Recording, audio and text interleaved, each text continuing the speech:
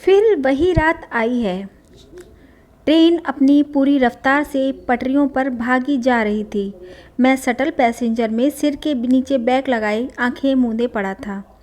उफ, इस ट्रेन को भी आज ही लेट होना था। यूं तो चैत का महीना चल रहा था, पर मौसम विभाग ने 3 दिनों के लिए चेतावनी जारी की थी, तेज़ बारिश और ओलावृष्टि की। शाम से ही हवाएं भी तेज़ हो चली थीं। मुझे सरहौला स्टेशन पर उतरना था। ट्रेन समय पर होती तो रात के 8 बजे तक उतार देती, पर लेट हुई और मज़े में हुई। मैंने मन ही मन में सोचा, लेट हो ही गई है तो इतना लेट हो जाए कि भोर कर दे। इस तरह मुझे अपने गंतव्य तक जाने में आसानी होगी। अचानक मेरे चेहरे पर पानी के छींटे पड़े तो तंद्रा टूटी। मैंने खिड़की से झांका। बाहर बारिश तेज़ हो चुकी थी। मैंने घड़ी पर निगाह मारी। पूरे 11 बज रहे थे। अचानक ज़ोरों से बिजली चमकी। पल भर के लिए डिब्बे में रोशनी कौंधी और इससे पहले कि बादल गरजते, मेरा दिल उससे दुगनी तेज़ आवाज़ में धड़का। सामने की सीट पर खुले बालों वाली एक अनिंद्य सुंदरी सोई हुई थी। आह! कयामत बाहर नहीं, मेरे सामने बर्पा हो रही है। पल भर में सफ़र की सारी थकान और आगे की चिंताएं जाती रहीं। दिल में अरमान जगे, काश ये बिजली बदसूरत चमकती रहे। मानो बाहर की कयामत भी मेहरबान थी। इस कयामत का दीदार कराने के लिए मैं लेटे लेटे ही उसके सौंदर्य को निहारने में खो गया। तभी स्वप्न टूटा। खिड़की बंद कर लीजिए, भीग जाएंगे। मानो सितार पर किसी बच्चे ने बेतरतीबी से अपने हाथ फेर दिए हों। जी, मैं मन ही मन झेप गया। क्या पता इसने मेरी चोरी पकड़ ली हो, पर नहीं, डब्बे में तो धूप अंधेरा था, इसे कैसे पता चला होगा भला। सुंदरी उठ बैठी तो मेरे लेटे रहने की कोई तुक नहीं थी। कहाँ उतरना है आपको? सरहौला। अच्छा, मुझे भी वहीं तक चलना है, पर इतनी रात में वहाँ उतर कर जाएंगे कहाँ? बस गांव तक ही जाना है। लेकिन गांव तो स्टेशन से 3 किलोमीटर दूर है। इतनी रात और ख़राब मौसम में कैसे जा पाएंगे आप? सुंदरी की बातों ने मुझे उलझन में डाल दिया। क्या कहूँ, मैंने सोचा नहीं था कि ट्रेन इतनी लेट हो जाएगी। वैसे और लोग भी तो होंगे उतरने वाले। खी खी खी की आवाज़ से इतनी रात में भला कौन पगलाया होगा जो वहाँ उतरेगा? वैसे भी इस पैसेंजर ट्रेन में रात को इक्के दुक्के लोग ही उतरने वाले होते हैं।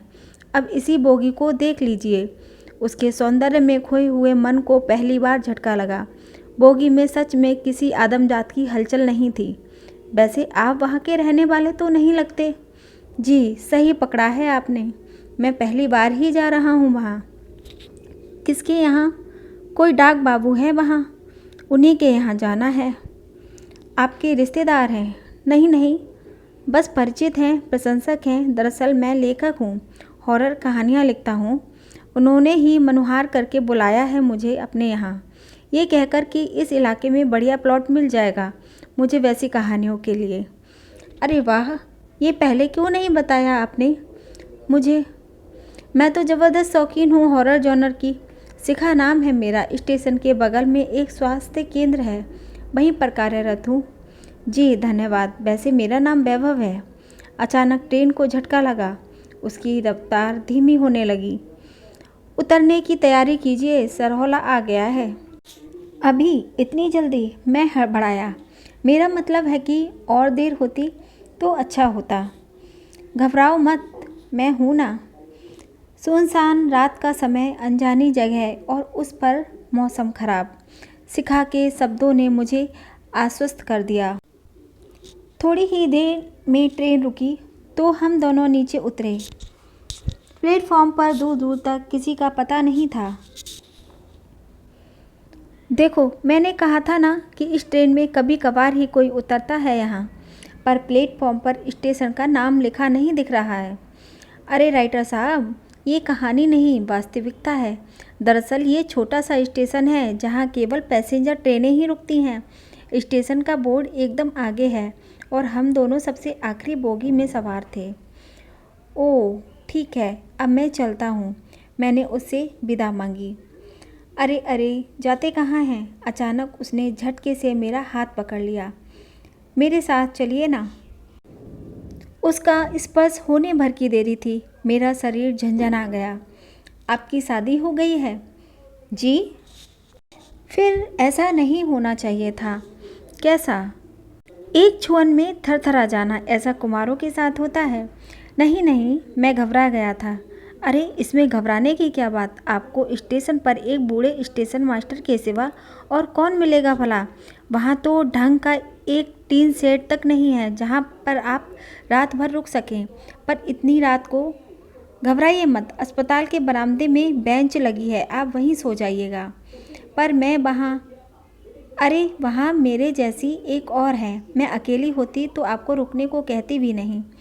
शिखा ने मेरी मनोदशा भांप ली थी। फिलहाल मेरे पास और कोई चारा नहीं था, और वैसे भी इतनी देर जिरह का नतीजा ये रहा कि हम दोनों बुरी तरह भीग गए। शिखा को इसका एहसास हुआ तो लंबे लंबे डग भरती हुई वो लाइन फलांगते हुए सड़क के दूसरी तरफ भागती चली गई। पीछे से मैंने भी उसका अनुसरण किया। मुश्किल से 5-7 मिनट बीते होंगे। हम एक सामुदायिक स्वास्थ्य केंद्र के कैंपस में प्रवेश कर रहे थे। आ गई शिखा, मैं तुम्हारा ही इंतजार कर रही थी। बरामदे में खड़ी एक युवती हमें देखकर लपकी। ये भावना है, हम दोनों की इमरजेंसी ड्यूटी है ना? भावना ने प्रश्नवाचक दृष्टि से मुझे घूरा।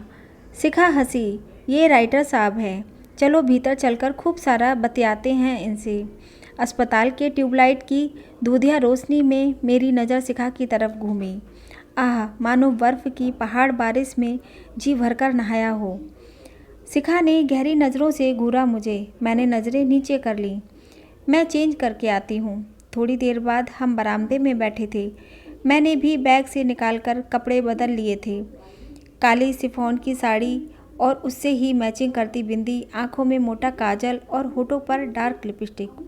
चंद मिनटों में शिखा पूरी तरह चेंज होकर सामने बैठी थी। इस समय यहाँ बस आप दोनों ही हैं? मैंने पूछा। क्यों, मन में शरारत सूझ रही है? शिखा ने शरारत से होठ कुचले। मैं अचकचा गया। अरे मैं तो बस मजाक कर रही थी। वैसे आप राइटर हैं तो लोगों की भावनाएं तो बखूबी पढ़ते होंगे। जी पढ़ता तो हूँ। तो बताइए ना, इस सुनसान रात में हम दोनों के सिवा बस एक आप ही पुरुष हैं। हमें देखकर आपके मन में क्या चल रहा है? मैं चुप लगा गया। कई बार खुद को अच्छा दिखाने के लिए आदमी को मन की बात मन ही मन जाननी पड़ती है। चलिए कोई बात नहीं, ये बता दीजिए कि हम दोनों के मन में क्या है आपके लिए। मैं फिर चुप। हाँ हाँ हाँ, पता है आप नहीं बताएंगे। कहिए तो मैं बता दूँ। बताइए, मैं हल्की से मुस्कराया। अगर हम दोनों इशारा भर कर दें तो आप हमें रसगुल्ला समझकर गड़प जाएंगे। अरे नहीं, ऐसी बात नहीं है। अरे हाँ, ऐसी ही बात है। दिन भर अस्पताल में मर्दों के साथ रहते हुए इतना ज्ञान तो मिल ही चुका है हम लोगों को। मैं अंदर ही अंदर सिहर कर रह गया। शिखा ने एकदम सटीक पकड़ा था। अचानक भावना बेचैन नज़र आने लगी। रह रहकर उसकी नज़र दीवार घड़ी की ओर उठी जा रही थी। 1:45 बज रहे थे। एक बात पूछूं, ईमानदारी से जवाब देंगे? भावना ने गंभीर स्वर में कहा। हाँ हाँ पूछिए। किसी औरत का बलात्कार होना बुरा है या उसका लांछित होना? बुरा तो दोनों ही है, नहीं होना चाहिए ऐसा। अच्छा मान लीजिए किसी औरत के साथ ये दोनों ही हो जाए, तब उसके पास क्या चारा बचता है? मैं सोच में पड़ गया। ये तो परिस्थितियों और व्यक्ति विशेष पर निर्भर करता है। दोनों की एकटक निगाहें मुझ पर ही जमी थीं। अचानक वातावरण में एक अजीब सी हलचल महसूस होने लगा जैसे कई लोग अस्पताल की चारदीवारी फांदकर अंदर आ गए हों। दोनों के चेहरों पर भय नाचने लगा। हमें यहाँ से निकलना होगा। दोनों उठ के खड़ी हो गईं। क्या बात है? मैंने पूछा। अभी ये सब बताने का समय नहीं है, जल्दी से हमारे साथ चलिए, कहकर दोनों ने मेरा हाथ पकड़ा और पिछले दरवाजे से स्टेशन की ओर भागी। थोड़ी ही देर में हम प्लेटफॉर्म पर थे। दूर ट्रेन की लाइट नज़र आ रही थी। स्टेशन मास्टर हाथों में झंडे लिए खड़ा था। तभी पीछे से कुछ लोगों को अपने पीछे आते देख मेरे शरीर में भय की ठंडी लहर दौड़ गई। अचानक स्टेशन मास्टर शिखा को देखकर चीख उठा। तुम फिर से आ गई? तो क्या करती? देख ही रहे हैं कि लोग पीछे पड़े हैं, तो मैं क्या करूं? तुम अपना देखो, मैं तो चला। इसके बाद जो हुआ वो अप्रत्याशित हुआ। स्टेशन मास्टर झंडी फेंक प्लेटफॉर्म से एक झटके में रेल की पटरी पर कूद पड़ा। मैं हक्का बक्का रह गया। शिखा ने मेरा हाथ पकड़े पकड़े कहा, देखो ना, इन्होंने फिर से वही कर दिया जो नहीं करना चाहिए था। ट्रेन एकदम नज़दीक आ चुकी थी। स्टेशन मास्टर को बचाना अब लगभग नामुमकिन था। मेरा दिमाग साए साए करने लगा और अगले ही पल जो हुआ वो और अप्रत्याशित था। शिखा और भावना ने मेरा हाथ पकड़े पकड़े रेल की पटरी पर छलांग लगा दी।